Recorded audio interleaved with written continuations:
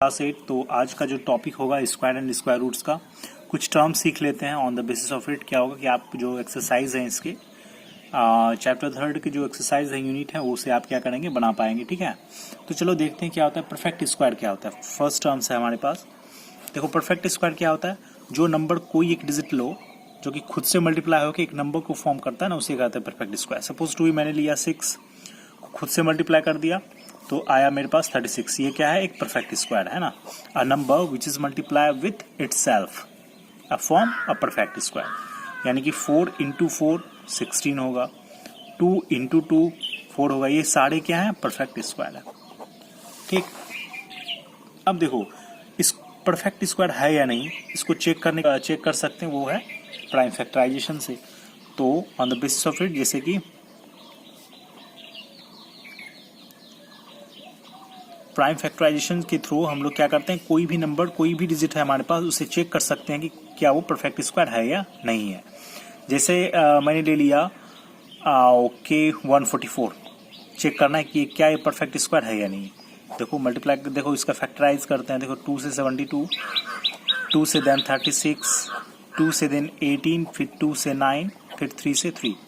हमारे पास 1 2 3 4 यानी कि 2 into 2 into 2 and then we have 3 into 3। तो अब देखो क्या करना है कि अगर ये है या नहीं। देखो एक एक पेयर, कोई भी एक पेयर बनाता हो कोई एक डिजिट का तो फिर वो परफेक्ट स्क्वायर होगा। यहाँ देखो 2 इंटू 2 है, 2 इंटू 2 है एंड 3 इंटू 3 है। तो एक एक पेयर बना रहा है ना, तो ये क्या है, परफेक्ट स्क्वायर है।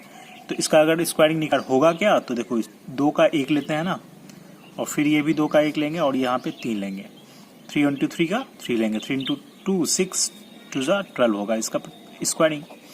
तो कहने का सेंस ये है ना कि हमारे पास इसे क्या करेंगे, फैक्टराइज कर देंगे एंड उस बेस पे क्या करेंगे, जो डिजिट है हमारे पास अगर एक पेयर बना रहा है तो वो क्या होगा, परफेक्ट स्क्वायर होगा। अगर नहीं बनाता है तो वो परफेक्ट स्क्वायर नहीं होगा।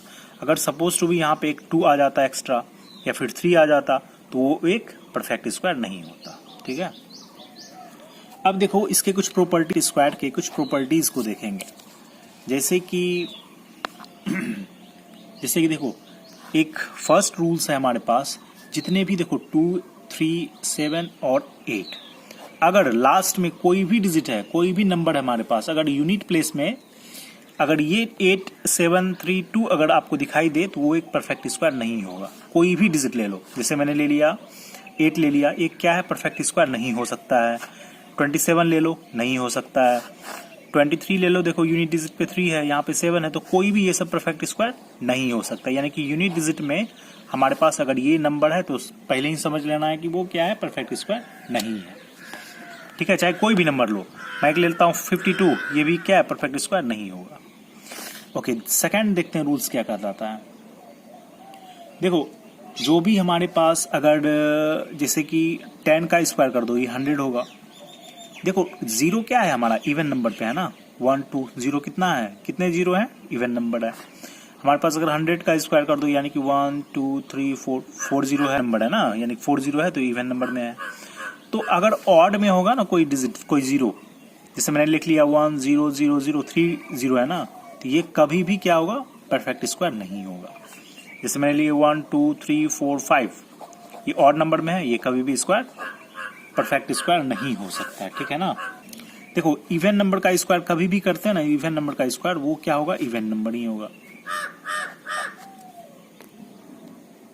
उसी तरह से देखेंगे कि जो भी हमारे पास ऑड नंबर है उसका स्क्वायरिंग करो तो हमारे पास हर हमेशा ऑड ही आएगा। जैसे देखो इवन नंबर ले लिया, सपोज टू भी ले लिया मैंने 8 का स्क्वायर करेंगे कितना होगा, 64, जो कि एक इवन नंबर है। उसी तरह मैंने ले लिया 9, एक ऑड नंबर है, का स्क्वायरिंग करेंगे कितना होगा, 81, which is again a odd number है। जो भी है परफेक्ट स्क्वायर को एक चीज याद रखना, जो भी हमारे पास परफेक्ट स्क्वायर है, ठीक है, अगर परफेक्ट स्क्वायर हमारे पास है उसे अगर 3 से या फिर 4 से डिवाइड देंगे ना, तो जब भी आएगा हमारे पास रिमाइंडर, उसका क्या आएगा, रिमाइंडर रहेगा 0 होगा या नहीं तो 1 होगा। देख लो जैसे कि मैंने ले लिया ओके 36, 3 से मल्टीप्लाई करो 0 आ रहा है, 3 से डिवाइड देने पे ये क्या आएगा, 0 आएगा, वी नो दैट। 4 से डिवाइड दो भी 0 आ रहा है।